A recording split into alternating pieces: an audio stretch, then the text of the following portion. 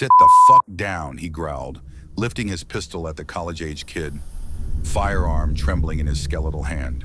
The rest of the captives, myself included, observed the exchange with bated breath. Before, we had just been passengers, a group of unconnected travelers drifting over the rocky plains and the sand dunes of southwest Arizona together, waiting patiently for the cramped bus to arrive at a mutual destination. 10 minutes after we departed, however, the lone hijacker stood up from the seat closest to the door and revealed his weapon. As he did, we found ourselves connected in the worst way possible. None of us understood why. I prayed that kid's dumb courage could untangle our rapidly entwining fates, changing us back to simply a group of unconnected travelers before something terrible happened. Judging by the demographics of us captives, predominantly under the age of 10 or over the age of 50, he was the best shot we had, and so I watched, dread hanging heavy in my heart. "Take it easy, man. There are children on board. You see that, right? You gotta put the gun down."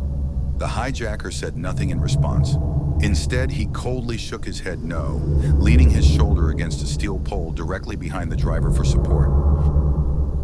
In his right hand, he held a silver 9mm pistol.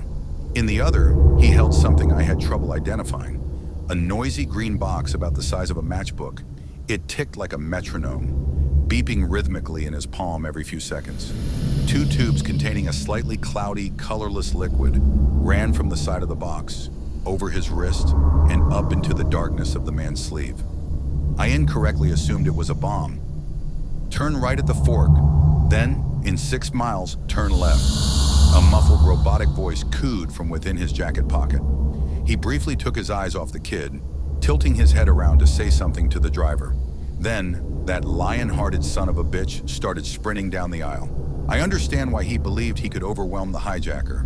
Visually, it sort of made sense. Their physiques couldn't have been more opposite. The kid was in his prime, muscular but not so muscular that the weight slowed him down. A youthful fire behind his eyes. He progressed towards his target with a certain predatory grace, like a jaguar prowling in the shade of the underbrush, closing in on injured prey. The hijacker, in comparison, looked to be on death's door. He had a pair of dull blue eyes sunken deep in their sockets, brittle patches of brown hair asymmetrically planted across his scalp, with islands of wilted skin peeking through where the flesh was most barren. The man was downright cadaverous, inhumanly emaciated. Couldn't have been over 90 pounds soaking wet, and that's including the weight of his oversized denim jacket and dark black chinos. He was like a stick figure that had been granted life through a child's dying wish, jumping off the page into a world too harsh for his pencil-drawn proportions. Composed of nothing more a torso with sewing needle arms, held up by a pair of toothpick legs and a shriveled head dangling on top of it all. The only advantage the hijacker had was the gun. Even so, it appeared like he was struggling to hold the pistol upright. His hand barely had the strength. I suppose the odds felt even. In the blink of an eye, the kid had closed the distance. He was quick, swift but powerful. Maybe he ran cross-country. The hijacker barely had time to react. Hope dug its roots into my chest. I felt my body reflexively rise from my seat. I was only 3 rows behind the driver. The kid will probably need help wrestling the gun away from him, I thought. Before I could even get into the aisle, though, something went wrong. Impossibly wrong. He angled his approach so that his chest collided with the hijacker's back. I guess he aimed to thread his brawny arms through the man's armpits, thereby immobilizing him and controlling the direction the firearm was pointed at, to some degree. But as soon as he connected with the hijacker's body, it liquefied, along with the gun, the ticking box, and his clothes. I know how it sounds, and it's okay. You're allowed to harbor some skepticism. Bear with me and try to keep an open mind. So, he melted. His skin tone bled together with the colors of his clothes. Pallid beige swirling together with navy and black, homogenizing into earth-colored gelatin that crawled over the kid's frame. It practically glided, creeped over his shoulders, between his legs, around his torso until it was all behind him. Made it look easy.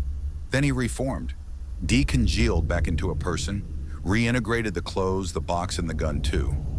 The hijacker placed the butt of the gun on the small of the kid's back, angled it slightly upward, and pulled the trigger. 3 explosions, a crack of thunder in triplicate, Sprays of blood and bone, screams from the passengers, the high-pitched shrieks of children, and the more sonorous wails of their parents. And behind it all, I could still hear the ticking of that tiny box. Slightly faster, but otherwise unbothered by its dissolution and reformation. I couldn't look away. Even as that kid fell into a heap, mangled body crumpling to the floor aside the driver, I couldn't blink. The man swung around, panting and sweating like a Great Dane in the summer sun. Tears had welled under his eyes. His gaze darted between the kid's corpse, the hysterical passengers, and back again. For a moment, his features betrayed remorse. But that moment didn't last.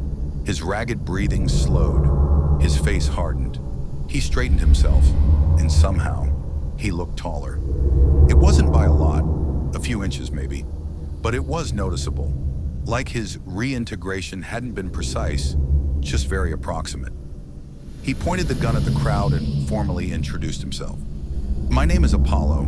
Where I need to go isn't more than an hour down the road.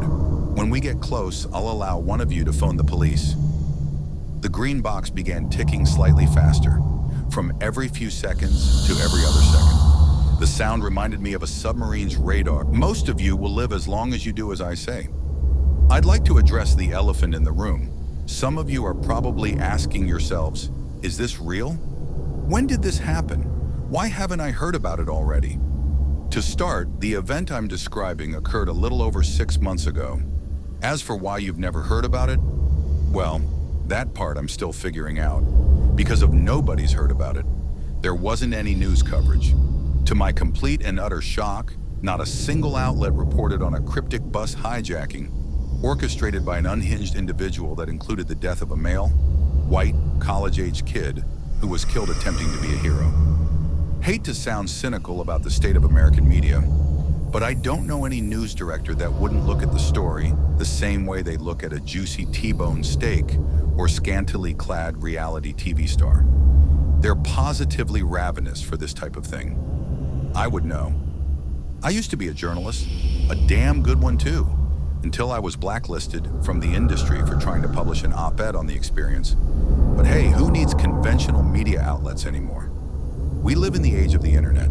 Apollo spent the next handful of minutes reorganizing us. Men to the front of the bus, women and children to the back. At the outset, it wasn't clear which category was safer to be in. Not looking to be gunned down like the kid, we didn't ask questions. We just all complied with his request. Urgently shuffled past each other like strangers in an airport. Once he had 5 rows of men sequestered up front, Apollo began inspecting them, looked each one of them up and down with those sunken eyes. All the while the bus was silent, save for the revving of the engine and the green box, ticking its impatient melody. Suddenly the ticking accelerated. Apollo's eyes widened. He began hyperventilating. Hungry fear bloomed somewhere within him. His focus shifted to the road behind us. From his position at the front of the bus, he tilted his head side to side, gaze fixed on a window at the very back of the vehicle. I turned around in my seat, looked out the same window, and squinted. But there was nothing.